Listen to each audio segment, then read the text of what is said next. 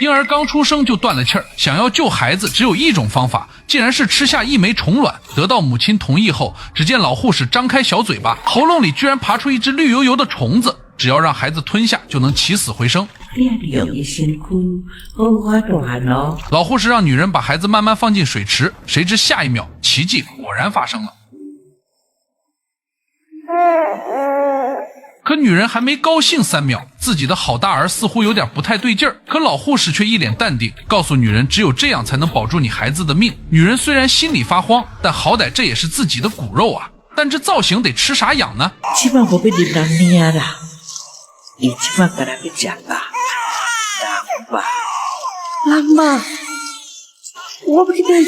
说完，老护士就掏出一根注射器，忽悠女人说只要打1针就能让你找到新鲜的人肉。这时候女人已经无路可退，只好答应了。还不到5秒钟，她的皮肤开始快速碎裂，随着一声惨叫，女人竟然变成了一只飞天螳螂。一场杀戮即将开始。全网都说手机电量带7必刷恐怖片，说白了那就是忽悠小孩的。其实真正的恐怖电影玄学藏在电量带9里，这样你就会刷到这部正宗台湾风味的猎奇恐怖美学大作。短短20分钟的剧情，却讲透了一个母亲为了孩子到底能疯魔到什么程度。话不多说，咱们马上开始今天故事。螳螂故事发生在繁华热闹的80年代台湾老街，这沿街2层小楼全是夜总会，满街浓妆艳抹的舞女那是争奇斗艳，香水脂粉味直接都盖过了街边油烟味。今晚大金和他好兄弟约着非要来消费一下子，俩人都是妥妥的好色之徒。本来今天是大金儿子的生日，家里蛋糕都摆好了，老婆孩子就等他回家吹蜡烛。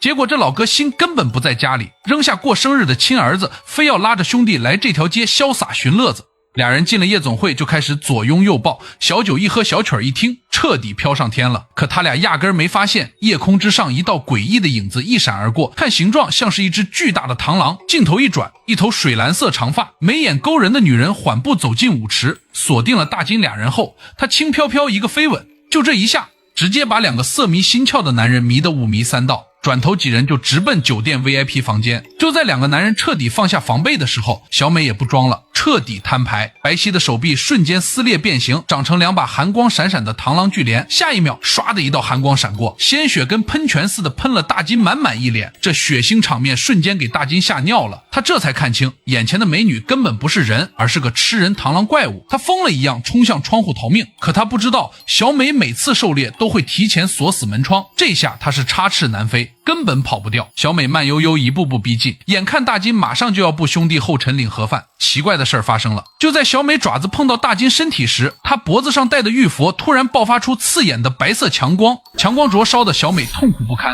趁着她吃痛卡顿，大金急中生智，抓起床头柜花瓶狠狠砸在小美头上，直接把她砸晕在地，拼了老命冲出酒店。浑身是血的大金跑到大街上疯狂大喊，可路过的行人就跟看傻子一样，没人愿意搭理他。没过多久，屋里的小美清醒过来，脑袋疼得嗡嗡响，可她压根不在乎自己的伤势，在她心里似乎自己的伤痛根本不值一提。而现在有一件更重要的事儿等着她办，她熟练地把猎物尸体塞进大号麻袋，动作轻车熟路，一看就不是第一次杀人了。扇动螳螂翅膀腾空起飞，他的老巢根本不在市区，而是城郊一栋荒废多年的废弃妇产科医院。小美拖着沉重的尸体麻袋走进血迹斑斑的电梯，电梯墙壁上全是暗红色干涸血渍，层层叠叠。由此可以看出，小美应该杀了不少人了，这都是这些年受害人留下的痕迹。电梯开门，一个面色阴沉的老护士上来就劈头盖脸训斥小美：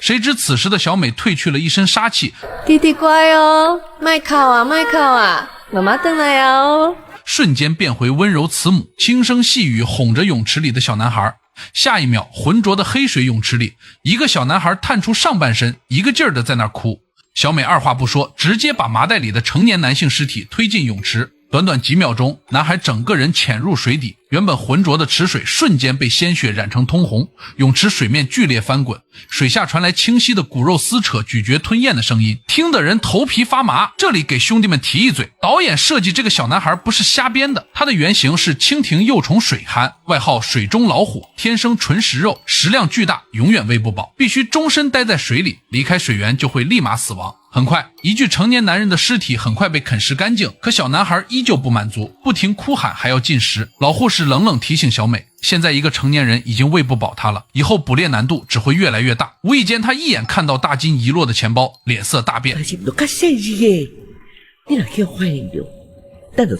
与此同时，死里逃生的大金好不容易跑回了家，老婆在旁边一个劲儿的骂他，不过他也是活该，自己孩子过生日不陪，还非要去花天酒地。就在夫妻俩拌嘴的时候，一只小飞虫落在大金后背，现在的他对虫子已经 PTSD 了，拿起拖鞋疯狂拍打，直到把虫子拍成肉泥才罢休。咱说句实在的，换谁经历刚才那一幕肯定都有心理阴影了。可他万万想不到，这只小飞虫根本不是普通虫子，是老护士和小美安排的活体侦察兵，专门追踪它的气味和位置，哪怕他拍死虫子也没用，小虫子留下的气味早就把大金的行踪彻底暴露了。被吓破胆的大金彻底没有安全感，直接翻出家里杀虫喷雾，抱在怀里睡觉，躲在被窝里瑟瑟发抖。小美这次必须得斩草除根，她化身巨型飞天螳螂，顺着气味爬到大金卧室天花板，像壁虎一样蛰伏待命，就等时机成熟收割人头。眼看镰刀就要劈下去，卧室门突然被推开，大金的儿子揉着眼睛进来，说自己做噩梦，家里有大虫子。就这短短几十秒，打断了小美猎杀计划。大金顺着孩子指的方向看向窗外，就在大金愣神的功夫，蓝发螳螂女全速朝他冲来，一把将大金给掳走了，瞬间消失在了雨夜中。等大金再次睁眼，人已经被抓到废弃医院地下泳池，臭气熏天，满是血腥味。他第一眼就看见水里的小男孩，单纯以为对方和自己一样都是被绑架的受害者。就在他准备上前搭话的时候，电梯门叮的一声打开，小美提着螳螂臂走了出来。求生欲拉满的大金瞬间装死，一动不动地躺地上屏住呼吸。不得不说，这哥们儿脑子关键时刻真够用。小美完全没有察觉，满眼只有水里的怪物儿子蹲在池边温柔哄孩子。抓住这个绝佳时机，大金突然暴起，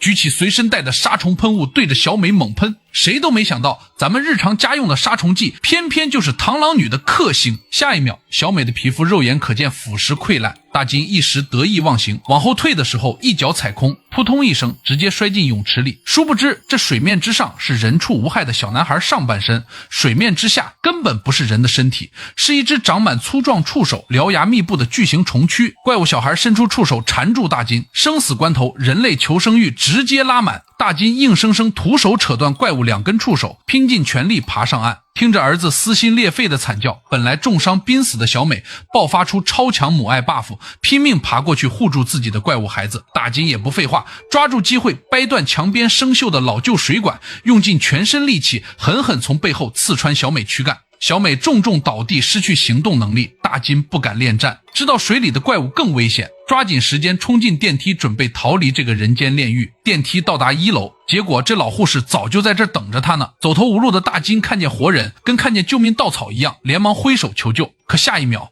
老护士原地凭空消失。大金正蒙圈摸不着头脑，头顶突然一阵发凉，老护士从天而降，彻底变身。他是比小美等级更高的巨型螳螂母体，原型是利斑螳螂，自带伪装天赋，相当狡猾，并且战斗力远比小美更强。大金眼瞅不是对手，赶紧掏出杀虫剂，可谁知同样是螳螂怪物，杀虫剂能轻松废掉小美，对这个老螳螂一丁点作用都没有。原来这老螳螂修行了上百年，啥样的杀虫剂他都尝过，所以对这种普通的杀虫剂早就免疫了。俩人直接开始近身肉搏，老护士的螳螂拳炉火纯青，大金根本占不到任何便宜，正面打不过，大金开始玩阴的，捡起地上废弃手术刀，躲在角落当老六，趁老护士路过一刀扎进他脚踝，紧接着抄起铁盆猛砸头部，本以为翻盘稳赢，结果被老螳螂一把锁死身体，动弹不得。下一秒，这老护士伸出细长口气，瞬间刺穿大金后脑勺，1秒毙命。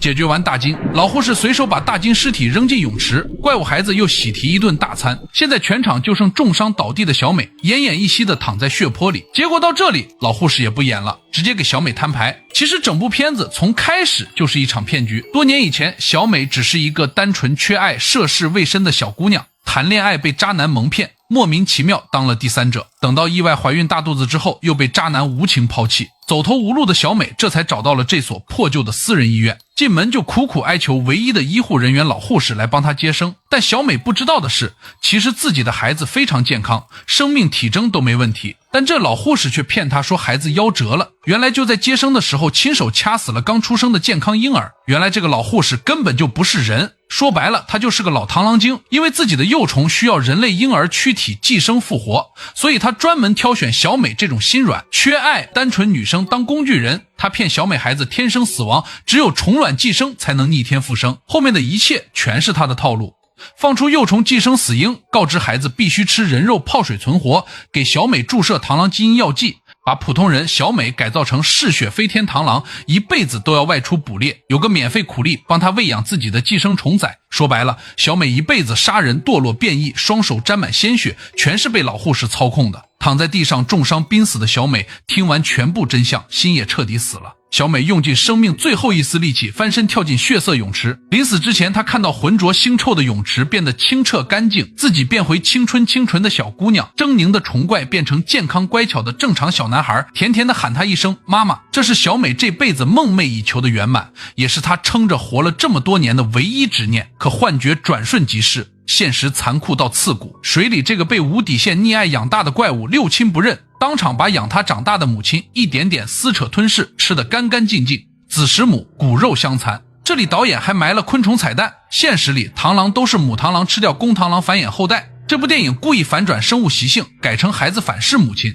就是隐喻无底线溺爱，最后一定会反噬自己。片子到这儿就全部结束了，很多观众看完都说这片子太变态了，画风猎奇。说白了，谢文明说是拍的恐怖片，其实就是在隐喻现在的家庭教育。老护士代表现实里三观不正，纵容自家孩子欺负别人的家长，操控别人，不讲规则护短。小美更是现实中最典型的熊家长，她的爱没有底线，没有原则，孩子要吃东西，哪怕是人肉，她就去杀人。孩子天生邪恶，她就纵容包庇，打着为孩子好的名义，无视法律，无视人命，无视是非对错。水里的怪物小孩就是被溺爱毁掉的巨婴，从小被无条件满足，自私贪婪，只会索取不会感恩，把父母的付出当成理所当然，最后反噬养育自己的人。而这部短片就是给这类家长敲警钟，真正的母爱从不是无底线牺牲，爱是管教，是立规矩，没有边界的溺爱养出来的并不是好孩子，而是忘恩负义的白眼狼。好了，今天的故事就到这里，我是听雨，关注我，咱们下期再见，